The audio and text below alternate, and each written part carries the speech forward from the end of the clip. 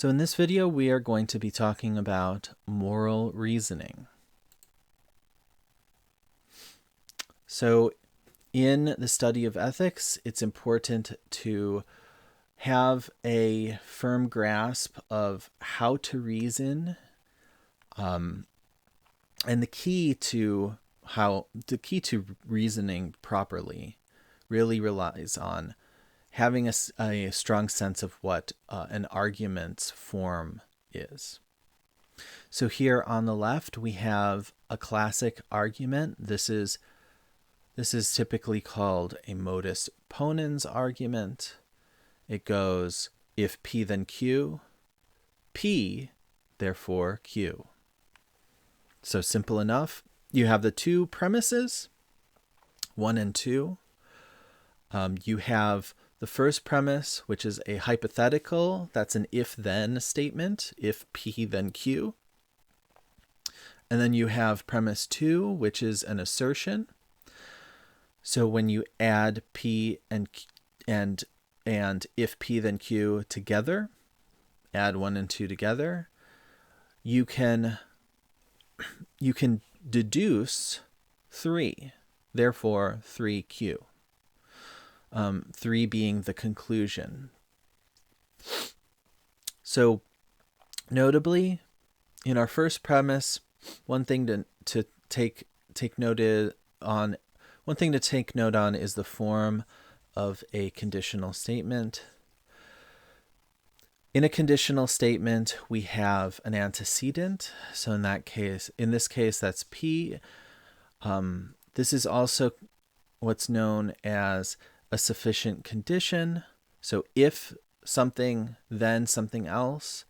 So that means if the sufficient condition happens, it's sufficient for the thing to follow. So P is sufficient for Q is a way of rephrasing it. And you also have Q, which is the consequent, and that's also known as the necessary condition. In this case, Q is the necessary condition for P. So you could say Q is necessary for P. And that would be the same thing as saying if P, then Q.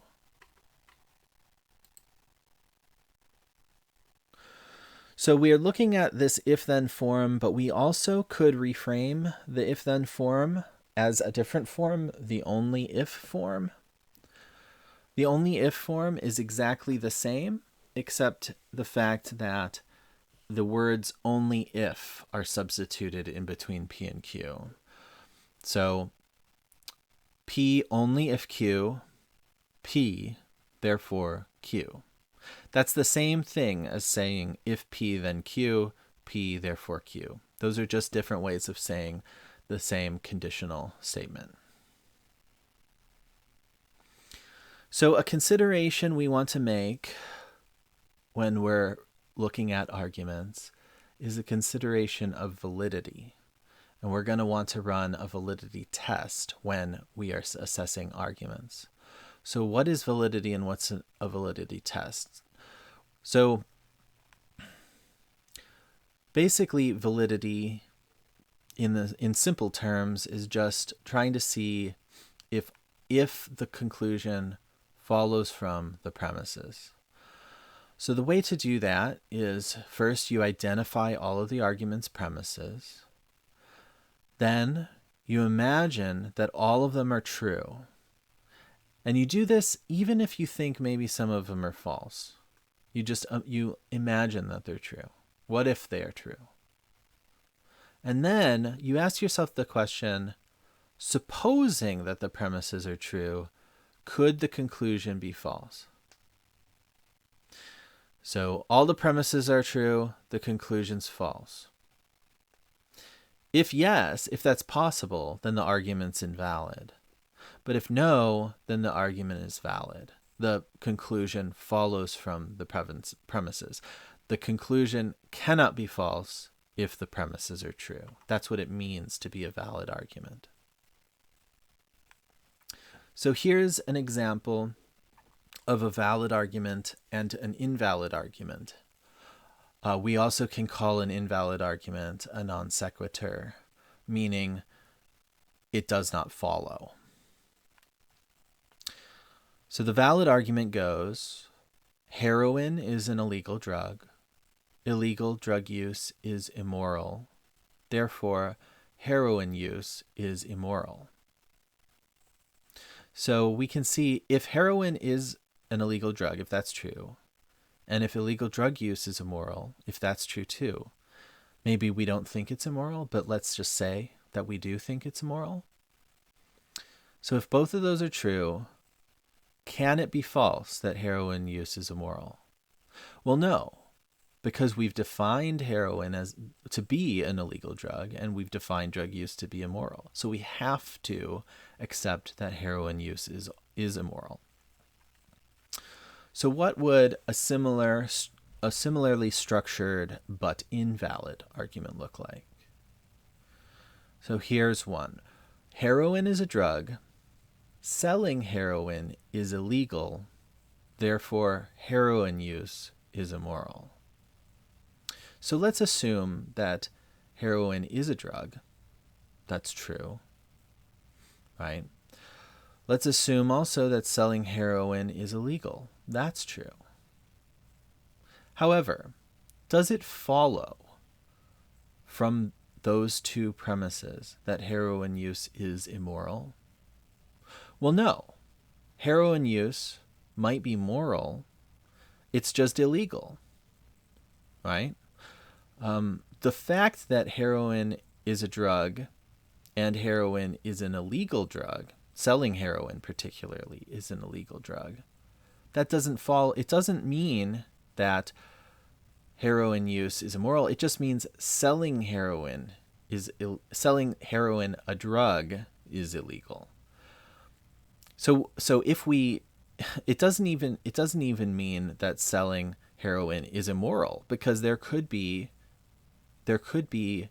illegal things that are still moral. And just because selling it's illegal doesn't mean that using it is illegal. You could have a law that says selling heroin is legal, but using it is legal. So this is an example of an invalid argument.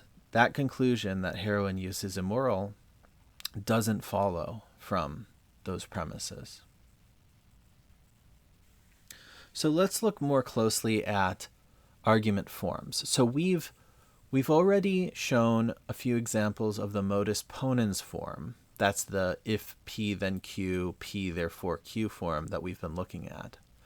But there's a similarly structured form called the modus tollens form. So this form goes, if P then Q, Q is false, therefore P is false. So notice that for both modus ponens and modus tollens, premise 1 is the same. But premise 2 is different. For modus ponens, it's P. For modus tollens, it's Q is false. And the conclusion's different too. The modus tollens is sort of like running the modus ponens backwards. We also have a few other forms that we could go over here as well. So we have the hypothetical syllogism. So this one has two conditional premises. So if P then Q, if Q then R, therefore if P then R. So what you can see is we've sort of added together premises 1 and 2, and we've removed the Q's in between, and we're able to just say if P then R in order to simplify down the two premises into just one conclusion.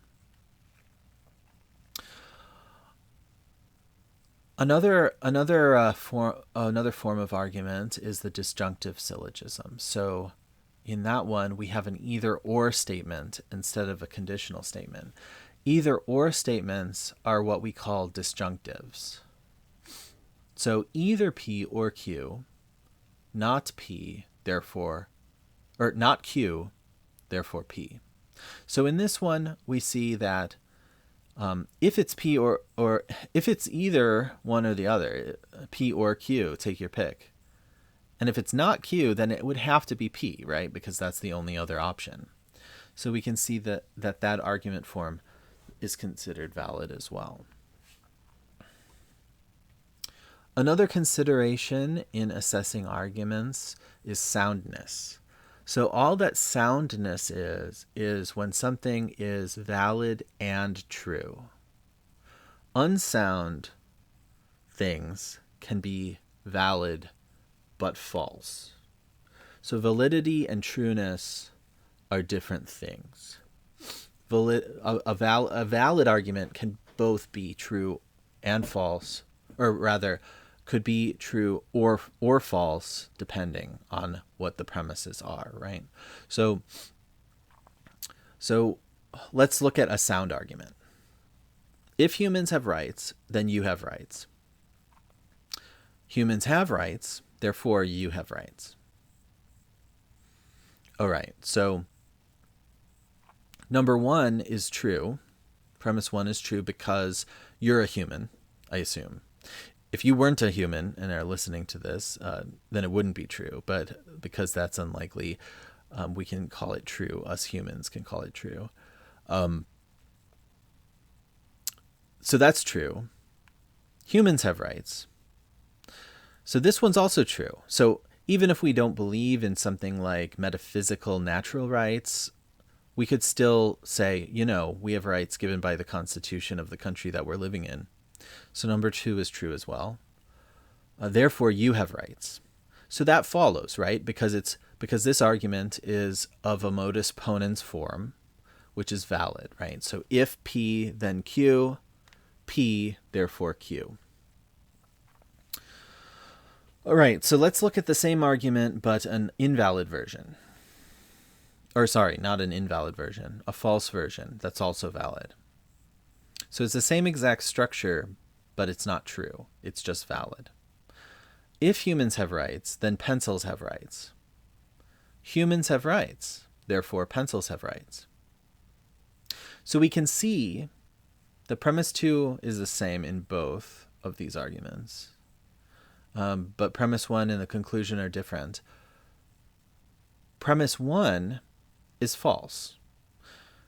Because we wouldn't say that if humans have rights, then pencils have rights. Pencils aren't humans. So the fact that humans have rights doesn't have any bearing on whether pencils have rights necessarily, right? We would have to explain why that would be the case. So we can say that that's false. And then the conclusion is also false because it follows from a false premise. But we can see that this is the same structure as the first argument. It's just untrue. So if humans have rights, if humans have rights and pencils have rights, that's if P then Q. Humans have rights, that's P, therefore Q, pencils have rights. So it's valid but false.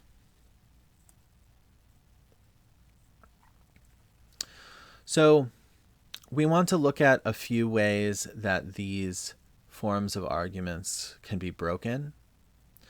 So here we have two famous ways that a modus ponens can be broken: denying the antecedent and affirming the consequent. Both of them are what we call fallacies, which are just errors in reasoning. In this case, the argument just isn't valid, and that's why we are unable to run the argument. So, denying the antecedent is when we say, if P then Q, P is false, therefore Q is false. So we can see that this is similar to modus ponens, but instead of saying P is true, we're saying P is false. But that's not a valid way to use a conditional. You can't say P is false and then say Q is false. You can just say P is true, then Q is true. Affirming the consequence, very similar. We have if P then Q. Q is true, therefore P is true. So you can't do this either. All you can say if you have Q is true is that Q is true. If you had Q is false, then you could run a modus tollens, and then you would get to conclude that P is false. But Q is true. You can't say anything about P unless you have more information. So these are both structures that are not valid and that result in a fallacy, denying the antecedent and affirming the consequent. So let's give some examples of those to make it more obvious why you can't reason that way. So we have the following argument for denying the antecedent. If God exists, then abortion is immoral. God does not exist. Therefore, abortion is not immoral.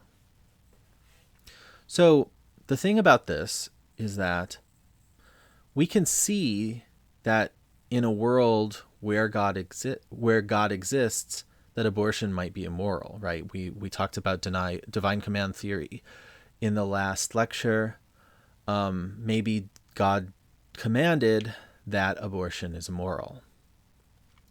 But if God does not exist, does that mean abortion is not immoral?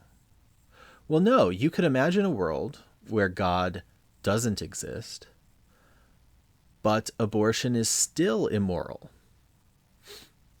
Let's say that abortion is just, you could justify the immorality in a different way. You could say that the abortion is harming the baby, therefore it's immoral. You don't have to talk about God in order to make that conclusion. So this is an example of denying the antecedent. You're saying something that you're making an error in reasoning. So let's look at an example of affirming the consequent. If God exists, then abortion's immoral. Abortion is immoral, therefore God exists. So can we say this either? No, we can't, because just because abortion is immoral, let's say abortion is immoral, imagine that world that we just described. Abortion is immoral because it's harming the fetus. But maybe God doesn't exist in that world. We certainly don't have to appeal to God to say that abortion is harming the fetus.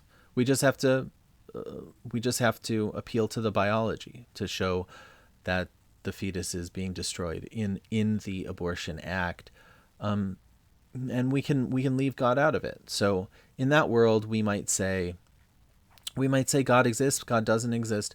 We can't make any conclusion about it. So that's why this also is an invalid argument.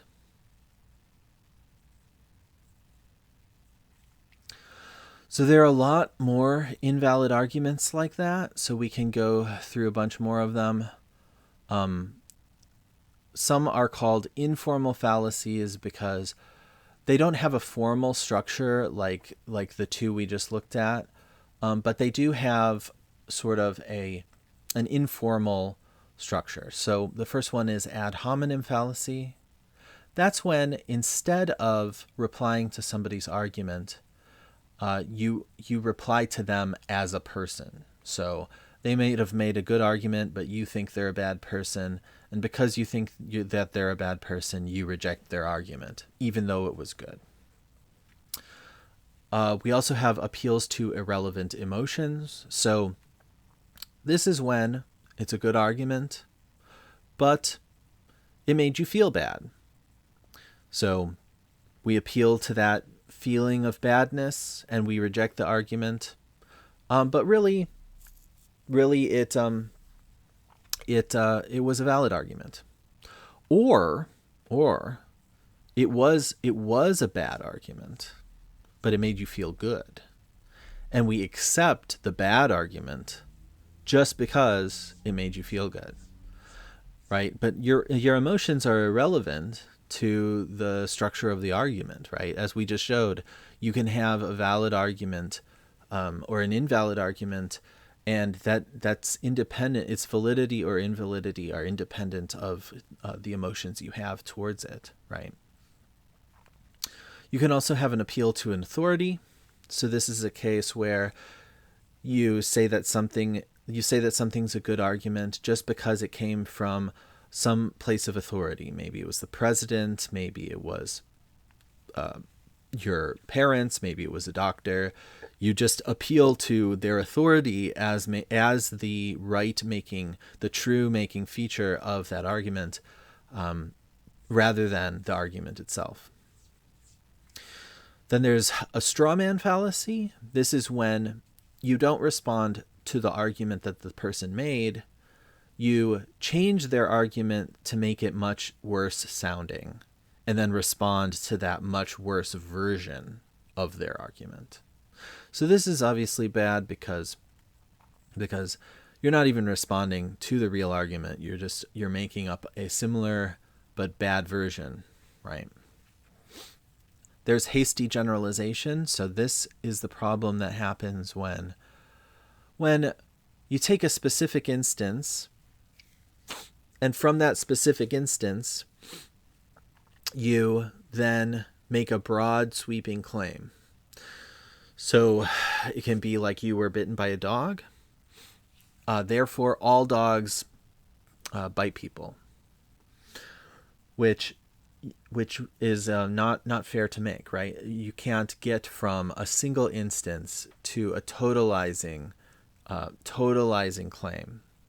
That's not a valid move. You can do the opposite. You could go from a totalizing move down to an instance, right? An example of that would be all humans are mortal. Socrates is a human, therefore Socrates is mortal.